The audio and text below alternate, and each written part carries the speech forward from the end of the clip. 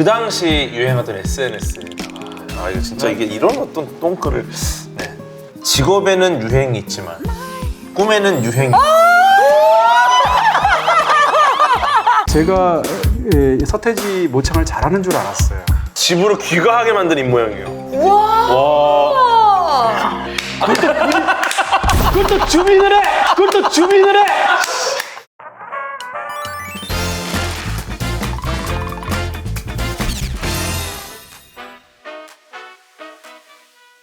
와, 라플리쿨리가 벌써 시즌 4에 접어들었어요. 와. 진짜 여러분의 성원에 힘입어서 이렇게 금방 돌아왔습니다. 이제 그동안 밥 친구 없어서 식사 못하는 분들, 한 달째 굶고 계신 분들 계시다고. 숨 참고 계신 분들도 네. 계시거든요. 이제 다시 금요일을 기다릴 이유가 생겼어요. 행복한 금요일 저희가 돌아왔습니다. 네. 우리 그리고 또 시즌 새 출발하기 전에 도원 결의를 위해서 네. 모여가지고 회식을 했는데 맞아요. 평론가님 불참하셨어요. 맞아요. 네, 글쎄요. 제가 못 가가지고. 닮은 분이 그냥 그냥 뭐 오셨더라고요. 검은 안경 낀 사람 보냈습니다. 그러니까요. 저희가 이번 시즌부터는 좀 시청자 여러분들이 남겨주신 댓글을 직접 소개해드려도 좋을 것 같아요. 오 방송에서 네. 사실 저희 읽잖아요. 읽긴 읽는데 네. 방송에서 언급은 안 했거든요. 사실은 댓글 보면서 평상시에 이렇게 뭐라고 그럴까요? 대댓글 많이 달고 싶었는데 또 너무 그러면 시간 많은 것 같잖아요. 그래서 바쁜 척 하느라고 못 달았거든요. 저는 사실은 이제 뭐 댓글 중에 네. 요 걔도 왜 이거 얘기 안 하냐 네가 이걸 어떻게 얘기하냐 그랬죠. 변호하고 싶어서. 얘기하는 데 편집된 거거든요. 몇 개 읽어볼까요? 잘린 겁니다. 한수정님. 우와! 뭐 아는 분 있어요? 이름이 호명됐잖아. 기분 전환을 위해 주말에는 브런치를 요리하는데 라플 위클리가 아주 좋은 페어링이 되어준다. 야, 이거 완전 거의 댓글의 소믈리에님이시네요. BHJ님 제가 고3이라 다른 유튜브는 못 보고 라플 위클리만 자기 화면하면서 보고 있으니 제발 오래 해주세요. 고3 때는 또 굉장히 중요한 정보들을 또 많이 가져와야 됩니다. 뭐가 나올지 몰라 수능에. 맞아요. 네. 진짜 그럴 수 있어요. 저희 방송이 또 다양한 걸 다루는 교양이기 때문에 이거는 보면은 이득이 될 것이다. 네. 또 아무리 고3이라고 해도 약간 일주일을 어떤 그 사이클을 만드는 그런 리듬을 만드는 게 중요하고 루틴이 필요하죠. 또 금요일은 또 약간 또 알리바이가 있지 않습니까? 맞아요. 살짝 쉬어도 된다는 맞아. 느낌. 긍정적인 호르몬이 오히려 더 분비돼서 집중이 잘 될 거예요. 네, 토미치님께서 왁구나네 마약 하셨는데 이게 평상시라면 좀 이상할 수 있는데 저희가 또 이제 마약의 그 위험성을 경계할 때 또 이걸 딱 하셔서 진짜 마약 편에서. 제가 평상시라면 정말 이상할 만한 거 4번인 것 같아. 4번이 뭐죠? 평상시라면 정말 이상할 만한 이거는 댓글. 이분이 읽으셔야지. 왔구나 내 번식. 이게 그 이거는- 첫사랑 편인가 보다. 이거는 어느 회차에 넣어도 이상하죠. 너무 이상해. 어, 왔구나 어느 내 회차에 번식. 넣어도 이상해요. 이건 뭐 사실 뭐 인사처럼 오 왔구나 내 번식 이상하잖아요. V1i님 진짜 현존하는 가장 우아한 콘텐츠다.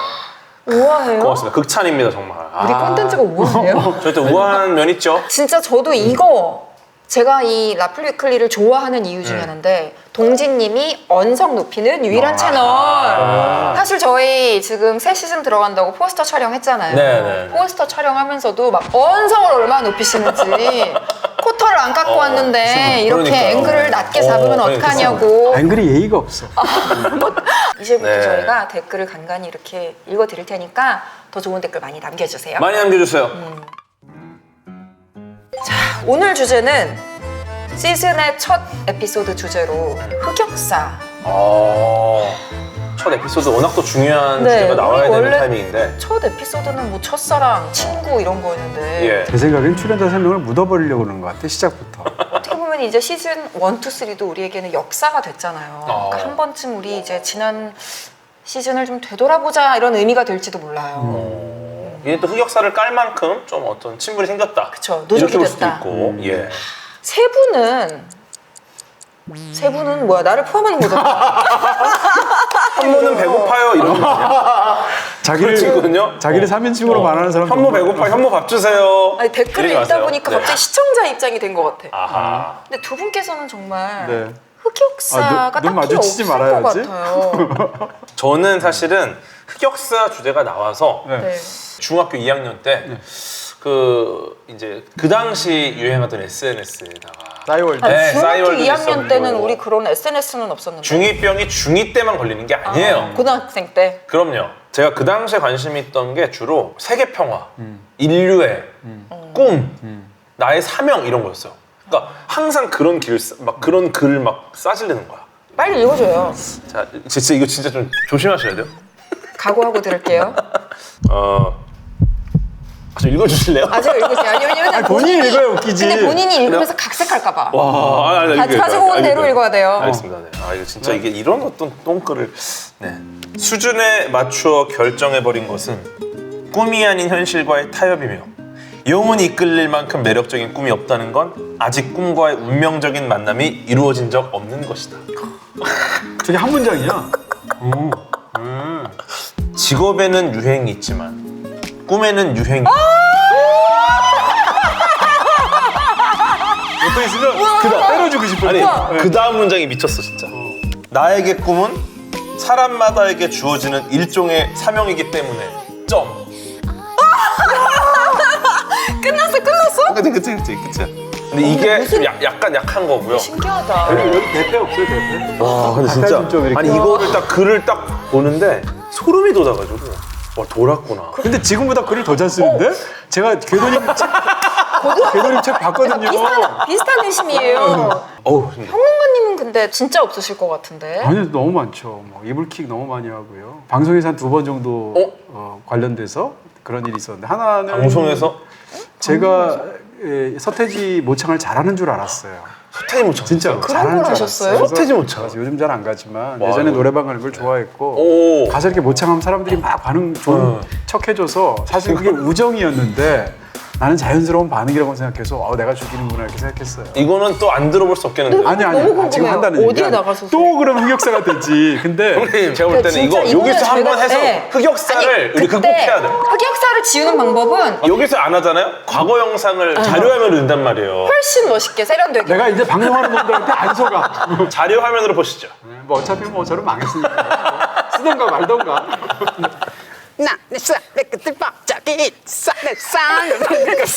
나이네 내가 노려. 아야 지나가지 마. 아우. 야, 이 방송하는 놈들이 정말 아니 바로 앞에서 부관 참시를. 입 모양이 집으로 귀가하게 만든 입 모양이에요. 우와. 와. 그것도 주민을 해. 그것도 주민을 해. 평론가님께서 이제 이거 지금- 버럭하는 지금 방송. 언성이 높아지고 예, 언성이 높아집니다. 한참 더 떠서 예. 지금 복식 호흡으로. 악마의 악마 제작진이 악마. 글쎄 말이야. 자, 이렇게까지 우리 망가졌는데 자, 그럼 이번에는 뭐 본인의 흑역사. 아니 솔직히 궤도도 안 망가졌어요. 혼자 망가지셨어요. 그쵸? 네. 아니요, 저는 이거 망가진 거 아, 망가진 거 이거 걔도 진짜 귀여워. 이거 아니라니까 이거 지금 나중에 보면 진짜 충격. 본인의 흑역사. 네. 저는 근데 진짜 흑역사가 없는 거예요. 맞아. 검색을 해볼까요? 아니 진짜. 흑역사 있네. 드디어 나왔습니까? 찾아보니까 딱 하나 나왔어. 좋아. 근데 진짜 말 못해. 절대 말 못해요. 술을 너무 많이 마신 거예요. 진짜 별거 아닐 내가 것 같은데. 평소에 그런 사람이 아니라는 걸 너무 해명하고 싶은 거예요. 뽀뽀 아니 무슨 누구한테? 사람들한테 다 사랑이 많아져서 실제로 그런 주사가 있는 친구 있었거든요. 제가 볼 때 진짜 흑역사는 진짜 죽을 때까지 기억나는 게 흑역사인 거 나 같아. 진짜 이날을 죽을 때까지 못 잊을 것 같아. 아 근데 진짜 몸이 막 엄청 간지러우면서 막 뭔가 해결이 안 되는 것 같아. 이거 말을 안 하잖아요. 지적 성취가 높은 이유가 있어. 아 시즌 4 힘들다. 큰 흑역사가 아니라 그냥 자잘한 흑역사라고 하면 행사 같은 걸 제가 자주 하니까 행사할 때 흑역사를 남긴 적은 많죠. 그러면 이제 집에 와서 실수 같은 거 굉장히 좀 수치스럽다는 거죠. 부끄럽고. 그냥 다시 하고 싶다. 왜 그렇게 했을까? 이것은 흑역사가 아닙니다. 아니에요. 그럼 흑역사의 정의, 과거에 잊고 싶은 기억이나 실수, 네. 다른 사람에게 알리고 싶지 않은 민망한 행적을 말하는데 네. 흑역사의 특징이 뭐가 있냐면은 네. 그 흑역사가 벌릴 당시에 스스로 멋있고 좋은 일이라고 믿어야 됩니다. 형님처럼. 완벽하네.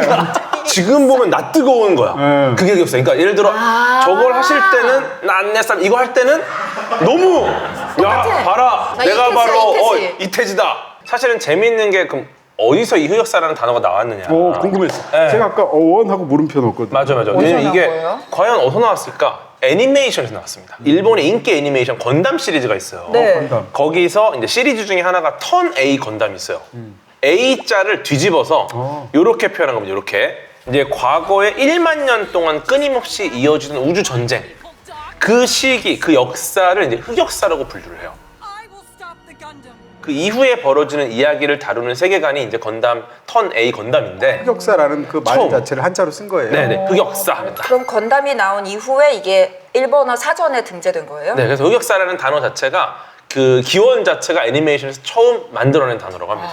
그렇다고 영어로 무슨 블랙 히스토리 이렇게 그런 건 말하지는 없죠. 않거든요. 그런 건 없죠. 그냥 뭐 most embarrassing moment, 그럴 수 있죠. past 이런 거지.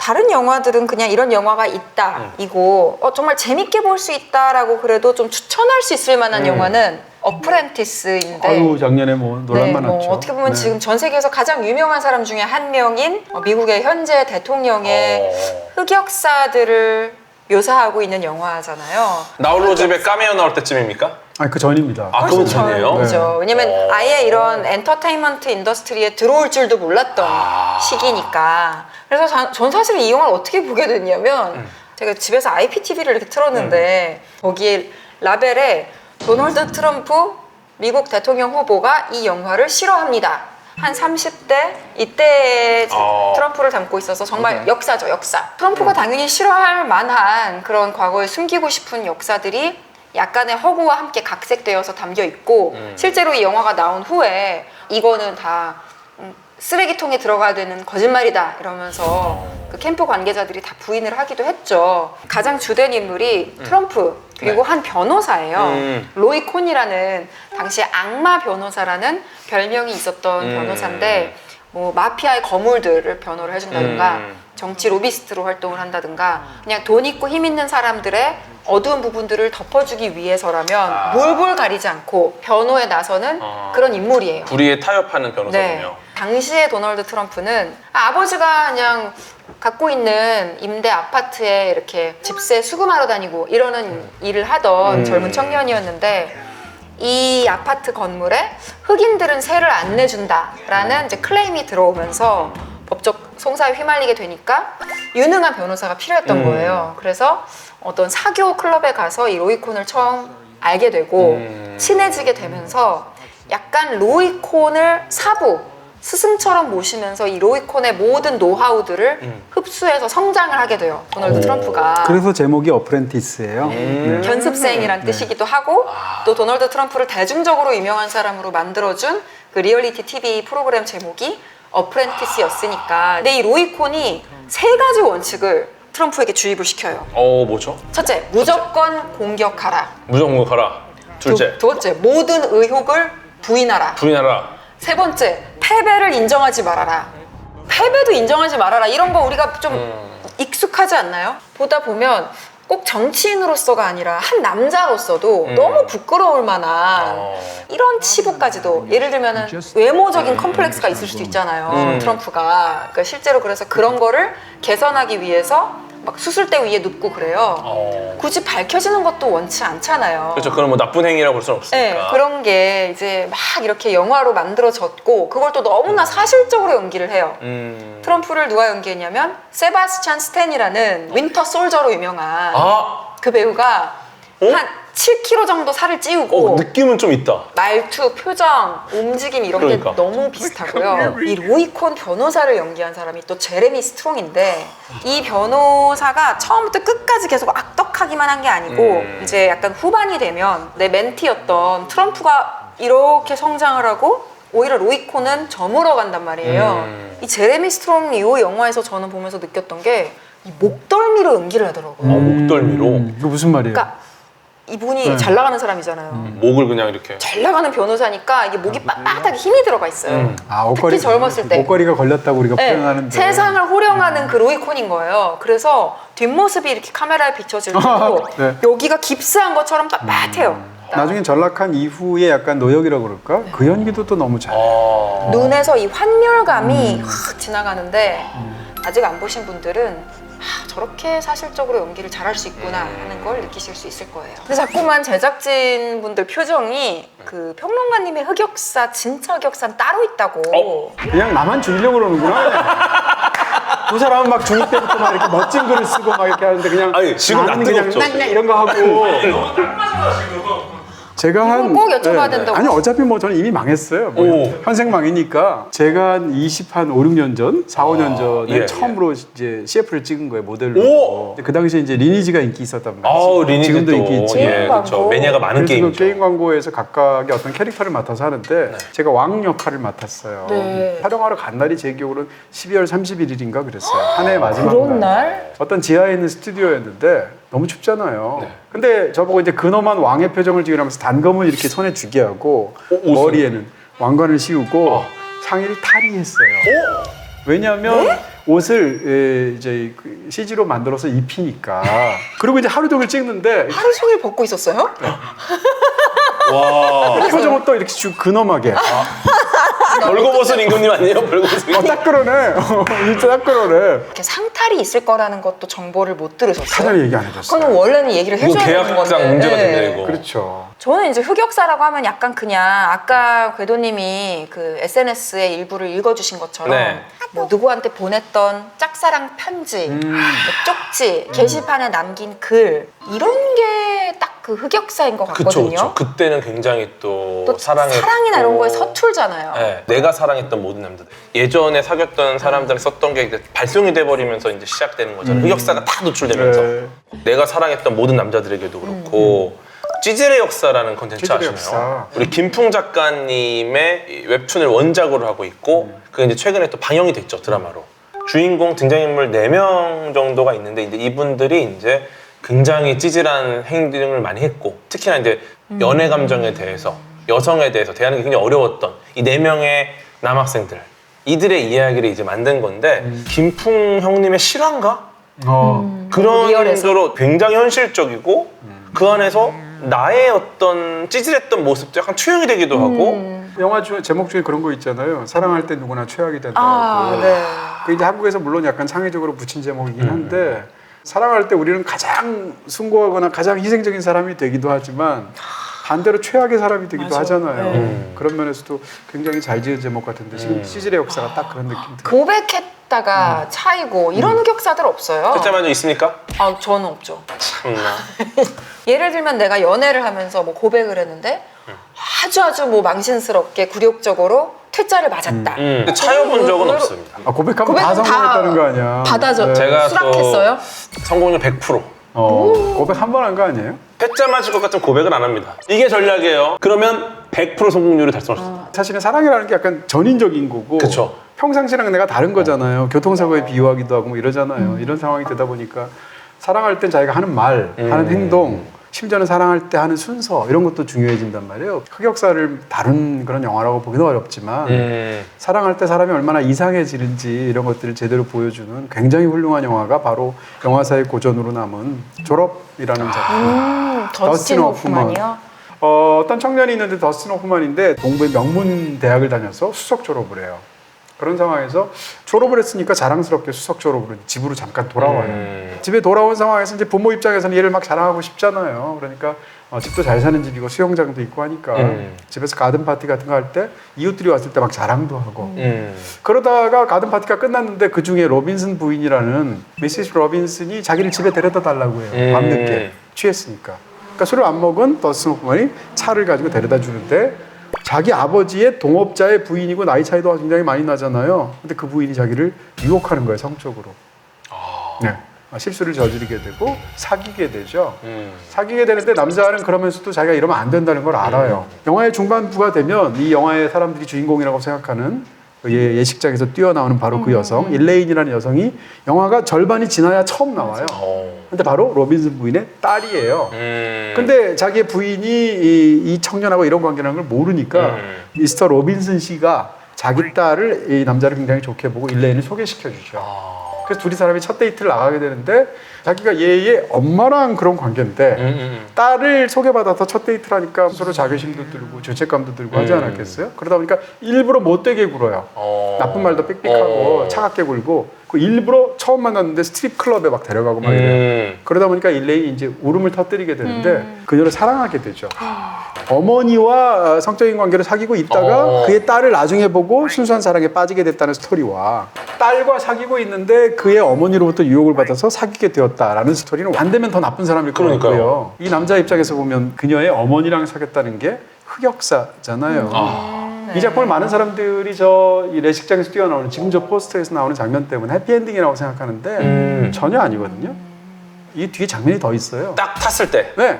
막 심지어는 교회에서 결혼하는데 십자가까지 휘둘러서 자기 옛날 여친을 지금 결혼할 남자로부터 끄집어내서 둘이 웃고 막 나오잖아요. 맞아요. 도망을 가야 되니까 지나가는 버스에 올라탄단 말이에요. 버스에 사람이 꽉 차 있는데 뒤에 두 자리만 딱 비어 있어요. 그 두 사람이 뒷자리에 앉거든요. 얼마나 신나겠어요. 둘이 쳐다보면서 막 웃어요. 그리고 가는데 앞에 타 있는 그 수많은 사람들은 전부 다 노인들, 기성세대들만 타고 있는데 다 이상하게 이렇게 쳐다보죠. 모든 사람들의 그 무표정하게 탁 이렇게 그게 너무 기억이 나요. 그러면 두 사람이 막 처음에는 웃어요. 그러다가 점점점 표정이 굳어지고요. 남자가 더스틴 호프만이 앞을 보고 있는데 마지막 순간에 일레인이 쳐다보거든요, 옆을. 그 눈빛을 받아주지도 않아요. 그리고 굉장히 심각한 표정으로 앞을 이렇게 쳐다보면서 영화가 끝이거든요. 영화 전체를 다 보면 일레인이라는 사람은 사실은 20년 전에 미시스 로빈슨이에요. 사실은 그녀도 20년 전에는 그림을 그리고 싶어하고 순수하고 이런 상황인데 그게 20년간의 어떤 세대를 거쳐서 이렇게 지금 타락한 모습이 된 거거든요. 그러니까 영화의 마지막 장면이 보여주는 건 그럼 니네 두 명은 다를까? 라는 질문을 던지면서 영화가 끝나는 거예요. 너무 냉소적이네요. 그렇죠. 결국 같은 길을 갈 것이다 너희들은. 그렇죠. 그게 가장 미국에서 이상주의 시대라고 말하는 1960년대를 막 통과해서 우리는 이전 세대하고 달라라고 주장하지만 과연 니네들은 이전 세대랑 다르니? 라고 물어보는 굉장히 중요한 세대론에 해당하는 영화입니다. 흑역사라는 게 사실 개인의 성장을 필요한 뭐 자양분이 되기도 하고 교훈이 되기도 하지만 조금 심각할 경우에는 평생 지워지지 않는 트라우마가 되기도 하잖아요. 네, 지금까지 저희가 여태까지 얘기한 거랑 정반대되는 맥락, 매그놀리아라는 작품이고 현존하는 뭐 가장 훌륭한 감독 중에 하나라고 할 수 있는 폴 토마스 앤더슨 영화거든요. 네. 근데 초기 걸작인데 이 영화에서 가장 인상적인 대사는 그거예요. 우리는 과거를 잊어도 과거는 우리를 잊지 않아. 맞아. 라는 대사예요. 과거에 분명히 자기가 너무 사무치게 잘못한 일이 있어요. 자기 너무 잊고 싶어요. 이제는 잊었다라고 생각하는데 그럴 리가. 과거는 나를 기억하고 있어요. 뭐 이런 그 얘기인데요. 굉장히 많은 인물들을 동시에 등장시켜서 서로 종횡무진 이렇게 엮어가면서 펼쳐나가는 이야기 중심에 뭐가 있냐면 굉장히 오랫동안 장기 시리즈로 인기를 끌고 있는 텔레비전 퀴즈쇼가 있어요. 퀴즈쇼가 있으면 그 방송국 주인이면서 퀴즈쇼를 만드는 제작자가 있겠죠. 그 다음에 그것을 오랜 동안 계속 출연해온 MC가 있겠죠. 출연자가 있겠죠. 뭐 이런 식으로 이야기들 종횡무진 9명을 엮는 건데 대표적으로 제작자인 사람이 이제 어린가 하는 사람인데 이 사람이 이제 말기암 환자여서 죽을 때가 된 거예요. 그래서 온갖 부를 다 갖고 있고 명예를 잃고 재밌는 일도 많았지만 생각해보니까 새로운 여자한테 반해서 이 젊은 여자랑 결혼하기 위해서 자기의 오랜 처를 버리고 아들도 버리고 왔단 말이에요. 그게 평생의 잘못이고 한이에요. 그래서 자기를 간호하는 사람한테 부탁을 해서 그네 아들을 너무 보고 싶다 죽기 전에 라고 하죠. 그 아들이 누군가면 톰 크루즈예요. 근데 톰 크루즈는 아버지한테 버림을 어린 시절에 당한 다음부터 뒤떨어지면서 성장을 하게 되고 픽업 아티스트예요. 굉장히 마초적으로 여성 비하를 해가면서 이렇게 해서 막 인기를 끄는 그런 강사가 되어 있단 말이에요. 오래전에 자기를 버린 아버지가 자기를 보고 싶어 한다. 근데 아버지를 자기는 얼마나 원망하겠어요? 그러면 찾아간단 말이에요. 이게 이제 한 줄기의 이야기고 그렇게 새로운 자기가 반해서 새로 결혼하게 된 젊은 부인인데 그게 바로 이제 줄리언 무어예요. 결혼했던 이유가 오로지 돈 때문이었어요. 근데 돈 때문이라고 자기는 생각했는데 그 늙은 남편이 지금 암으로 죽어가죠. 그 모습을 보면서 자기가 깨달아요. 사실은 난 이 남자를 사랑했구나. 돈 때문에 이 남자랑 결혼했던 사실들의 자기 어떤 그런 이기심이 스스로가 얼마나 죄책감이 들겠어요. 그래서 또 거기에 대해서 막 자책을 하거든요. 그 퀴즈쇼에서 또 MC인 사람이 짐이라는 사람이 있는데 짐이라는 사람도 사회적으로 너무 성공한 연예인임에도 불구하고 딸하고 사이에서 뭔가 굉장히 사이가 안 좋아요. 그러면서 이제 그 부녀 간의 어떤 또 갈등을 다루게 되거든요.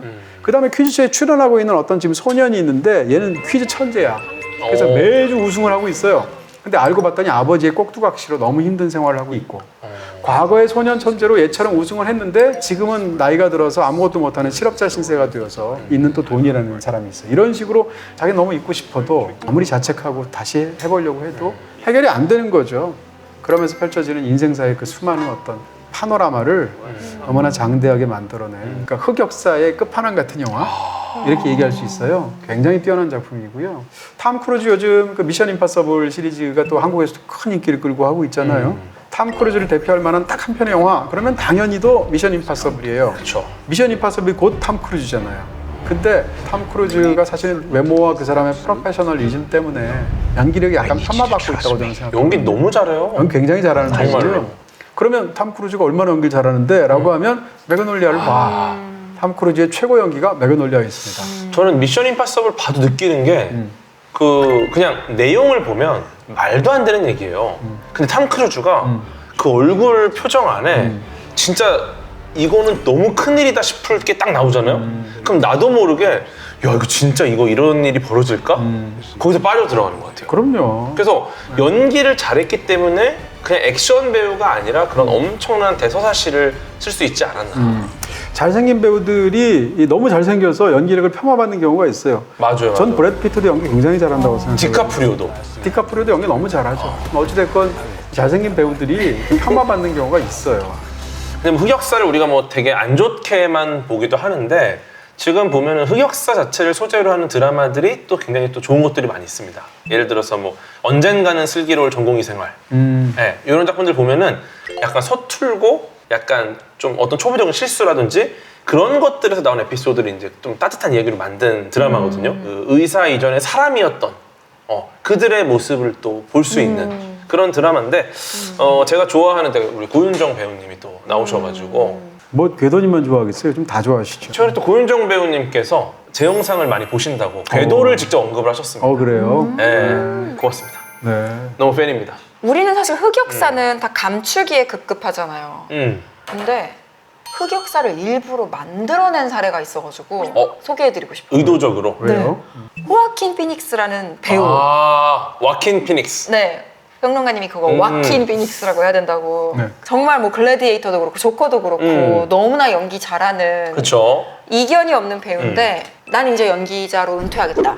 어. 그것도 데이빗 레더맨 쇼에서 말을 했나? 갑자기 폭탄 선언을 한 거예요. 그리고 나는 이제부터 힙합 음악을 하겠다. 래퍼가 되겠다. 누가 제일 뭐 프로듀싱을 잘할까 해서 퍼프데디한테 연락을 해요. 퍼프데디. 왜냐면 나는 노바디가 아니잖아요. 우리 앨범 내기로 하지 않았냐 막 쫓아다니면서 언제 또 시간 되냐 근데 데모 좀 들어봐 달라 막 샘플 보내고 여기 약간 좀 아무리 대배우여도 조금 민망할 정도로 막 조금 저러지 말았으면 좋겠는데 하는 행동을 계속 해요. 그 호아킨 피닉스의 I'm Still Here라는 그 영화를 통해서 이 모든 과정을 봤는데 수염도 이만큼 기르고 살도 엄청 쪘고요. 약간 페인같이 나와요. 근데 이 모든 게 이 다큐멘터리 영화를 가짜로 만든 거예요. 그래서 마큐멘터리예요. 진짜? 그럼 이것도 지금 실제가 아니었던 가짜. 거야? 그거를 찍기 위해서 이 모든 걸 연기한 거예요. 대단한 배우다. 이거를 그 벤 애플렉의 동생이 감독을 했거든요. 벤 애플렉 동생이 호아킨 피닉스 여동생이랑 결혼을 했었거든요. 나중에 또 여기 이 영화의 제작에 참여했던 여성 스텝 2명이 성폭력 행위 같은 걸로 고소를 해요. 그래서 이 영화가 뭐가 현실이고 뭐가 픽션인지 실제라고 믿었던 거는 알고 보니까 가짜였고 가짜 같은 이야기가 가짜였으면 현실이야. 좋겠는 거는 현실이 됐고 그 경계를 되게 모호하게 만들어버린 아주 희한한 너무 본 적 없는 작품이 이상하다. 됐어요. 사실 과학자들의 흑역사가 많아요. 왜냐면 과학 자체가 계속되는 시행착오 역사이기 때문에. 그런데 과학자의 흑역사라는 책이 있어요. 우리가 봤을 때 이름만 들으면 알 법한 아주 위대한 과학자들 혹은 정말 많은 업적을 이룬 과학자들이 굉장히 자신감 넘치게 그것을 주장해요. 그래서 나중에 보니까 결국 그게 아예 아니었던 거죠. 꽝이었구나. 그때 제가 실수 때 말씀드렸던 아인슈타인의 우주선수 같은 경우는 천재가 실수한 것조차 나중에 또 쓰임새가 있었다라는 거잖아요. 그거 말고도 뭐가 있었냐면은 그 아서 에딩턴이라는 과학자가 있어요. 이분이 블랙홀이라는 존재를 끝까지 좀 지지하지 않았어요. 제가 정말 좋아하는 천문학자 중에 찬드라세카르라는 천문학자가 있어요. 인도의 천문학자인데 이분이 블랙홀에 대한 굉장히 놀라운 발견을 하는데 그때 나이가 고작 25살이에요. 이거를 보고 이제 아서 에딩턴이 어떻게 했냐면 조롱을 합니다. 조롱을 하면서 반박을 해요.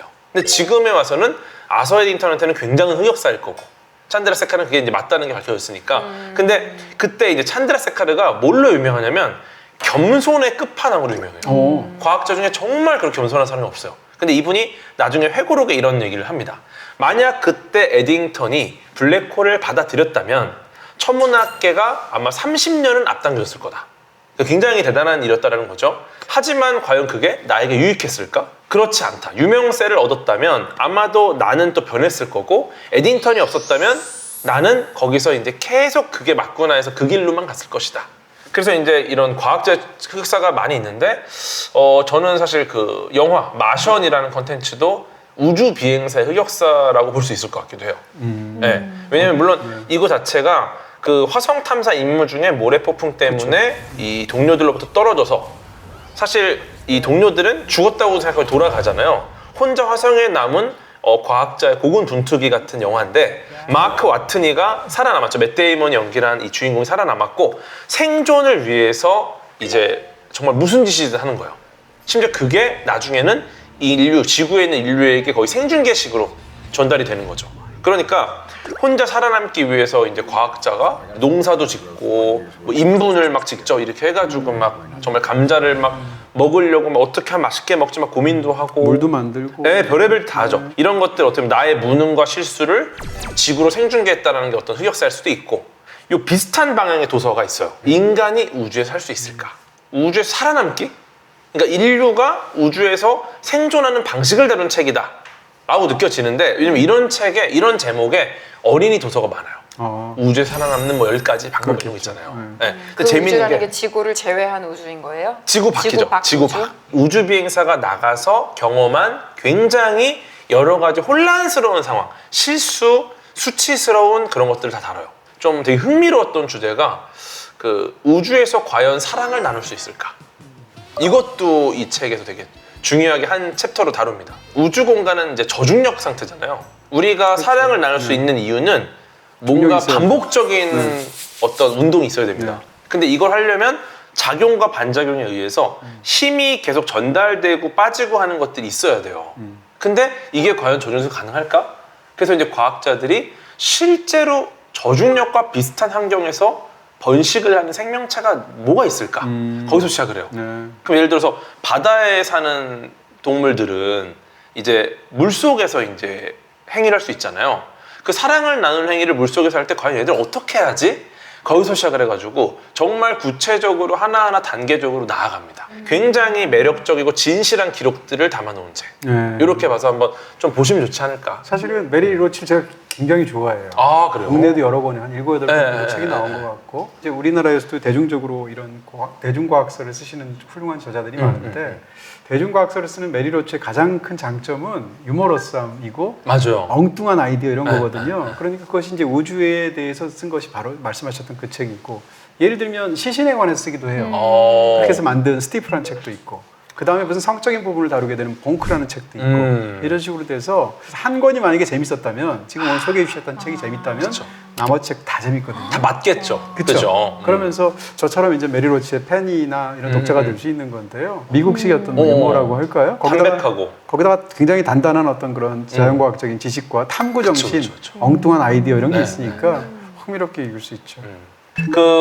지난번에 한번 얘기했지만 영화 이터널 선샤인 보면은 물론 흑역사는 아니지만 사랑의 어떤 사랑으로 인해 만들어지는 두 남녀의 관계에서 이것을 잊고 싶어서 굉장히 노력하는 영화잖아요. 네, 근데 이제 그것처럼 흑역사도 이제 계속 잊고 싶은데 그게 잊혀지지가 않는다는 거죠. 실제로 이게 과학에서 있는 것들인데 플래시백 현상이라는 게 있어요. 과거의 어떤 경험이나 감정이나 뭐 이런 것들이 계속 비자발적으로 떠오르는 현상입니다. 이게 떠오를 때는 마치 내가 그 상황을 다시 겪는 것처럼 아주 강렬하게 다시 떠오르는 거죠. 더 심해지는 경우는 이제 그 기억과 현실을 혼동하기도 하고 네, 이런 일도 벌어진다는 거죠. 그리고 특히나 백파이어 효과라는 게 있습니다. 우리가 무언가를 반박하는 정보를 들었을 때 도리어 그 믿음이 더 강해지는 현상. 그게 이제 흔히 말하는 인지부조화라는 것도 바로 그런 거죠. 레온 페스팅거가 말을 했던 인지부조화 이론 우리가 알고 있잖아요. 자기가 기존에 갖고 있는 믿음이 있어요. 근데 이 믿음이 틀린 것으로 드러나는 객관적인 사실이 있어요. 그럼 믿음과 사실이 충돌할 때, 아, 그럼 내가 잘못 믿었구나라고 추정을 해야 되는데, 그게 맞아. 아니라 이 사실을 거부하면서 오히려 믿음을 더 강화시키는 쪽으로 가게 되는 게 이제 레온 페스팅거의 이론이란 말이에요. 부모가 반대를 하면 오히려 더 사랑이 더 불타오르잖아요. 그쵸. 그것 때문에 네. 더 몰입하게 되죠. 뭐 로미오와 줄리엣도 마찬가지죠. 맞아요. 그러니까 뭔가를 누르려고 하면 여기서 강하게 역효과가 난다는 거예요. 아, 이거 잊어야 돼. 이거 아니야. 이건 내가 아니야. 내가 이럴 리가 없어. 그때마다 이제 눌리니까 오히려 이제 역효과가 나가지고 계속 더 떠오르는 거죠. 그 기억이. 아, 그러면 어떻게 보면은 오히려 맞아 그랬지라고 인정하는 게 그 기억이 불시에 그렇게 성광처럼 떠오르는 걸 예방할 수도 있겠네요. 그럴 수도 있죠. 맞아 그랬지라고 역효과가 그냥 없이 인정하고 직면하는 거. 뭐 그럴 수도 있었겠다 그때는. 그렇죠. 어쨌든 뭐 과학적으로 좀 한번 설명을 해본 건데 네. 그 재밌는 게 흑역사가 가장 많이 있는 곳이 온라인이긴 합니다. 지금 우리 이동진 형님의 자료들도 온라인상에 있잖아요. 재밌는 게 그게 다 기록이 남는 네. 없애고 싶은 그런 과거 흔적들을 지워달라고 의뢰하는 디지털 그런 것도 장의사들. 아 맞아요. 있죠.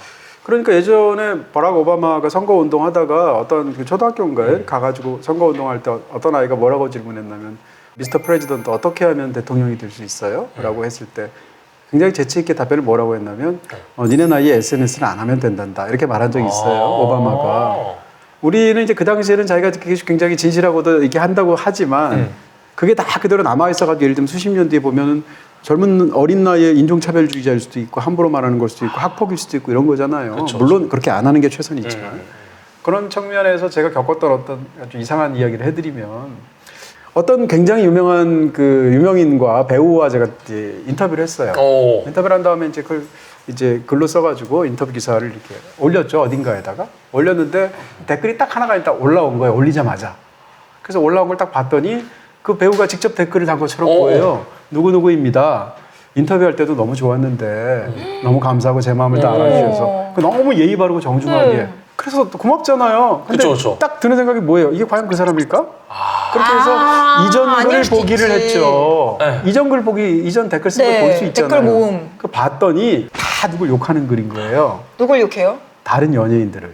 쉽게 얘기하면 아주 유명한 사람이 자기가 유명한 사람이 아닌 척하고 댓글에서 누군가를 비난하는 댓글을 익명으로 달았다고 생각했지만 사실 다 보였던 그렇죠. 거군요. 그러면은 이게. 그 암흑의 배우였던 건 맞는 거예요? 그렇죠. 그래서 제가 딱 보자마자 무슨 생각이 들었겠어요. 와 이거 밝혀지면 큰일 났다. 예. 그래가지고 수소문해가지고 배우 연락처를 알아가지고 지워달라고. 바로 전화를 했죠. 제가 빨리 지우셔야 10분 된다. 만에. 그래서 지금 뭐 이러이러한 댓글 올리셨나요? 그랬더니 올렸다고 하면서 고맙다고 그래서 빨리 지금 이전에 올리셨던 댓글 다 지우셔야 된다라고 제가 말을 했더니 왜 그러냐고 약간 짜증을 내시는 거죠. 그래서 이전 글 보기라는 게 있는데 한번 보시면 무슨 말인지 안다라고 했어요.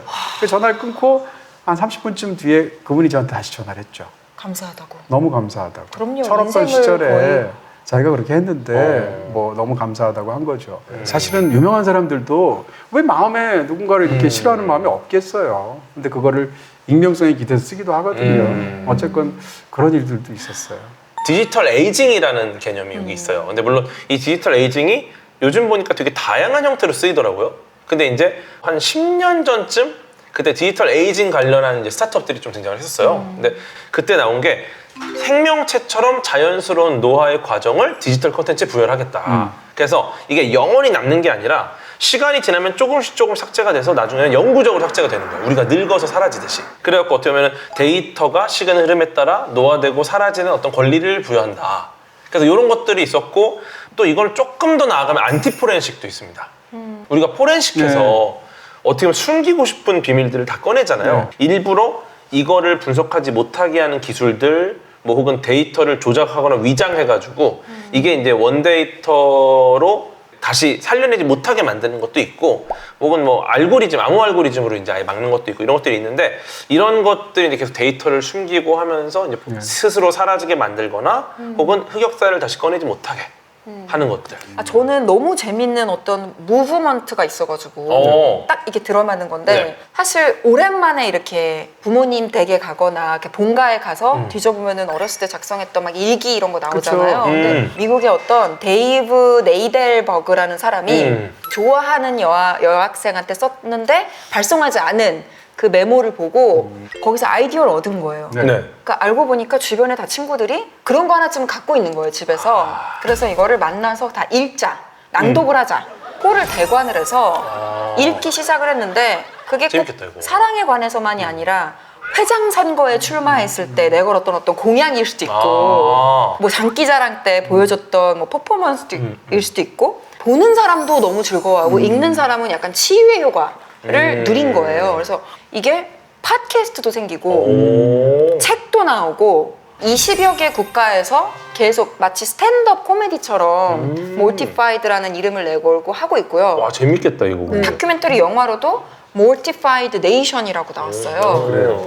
근데 이제 이게 영어로 돼 있다 보니까 뭐 우리가 들을 때는 막 박장대소할 만큼 안 웃긴 것들도 있지만 그래도 한국판 만들면 재밌을 네, 것 같아요. 한국에서도 해도 재밌을 것 같고 약간 우리가 악플 같은 것도 왜 읽으면 약간 이게 해소되면서 치유되는 그런 효과가 약간은 있듯이 이게 나한테는 너무 치명적이고 너무 창피하고 막 쥐구멍으로 숨어버리고 싶지만 또 막상 읽었을 때는 너무 순수했던 그 시절 나의 감성이구나. 아직도 진행 중이에요. 저 몰티파이드 무브먼트는.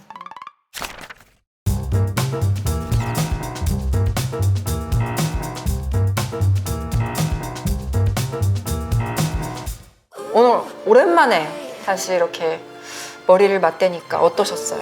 저는 사실 시즌 3까지는 뭐라고 그럴까 이렇게 휴식이 방학에 해당하는 시간, 잠깐 짧게 쉬는 시간이 좋기도 하면서 또 약간 또 돌아오면 항상 첫 회가 어색하더라고요.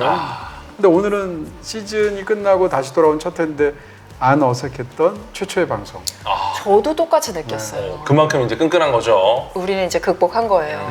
어차피 흑역사를 해서 다 망가졌으니까 뭐 어색하고 이런 게 뭐가 중요하겠어요. 이미 다 망가졌는데. 여러분도 오늘 방송을 보시면서 각자의 흑역사에 대해서 좀 웃으면서 회상하실 수 있으셨길 바랍니다.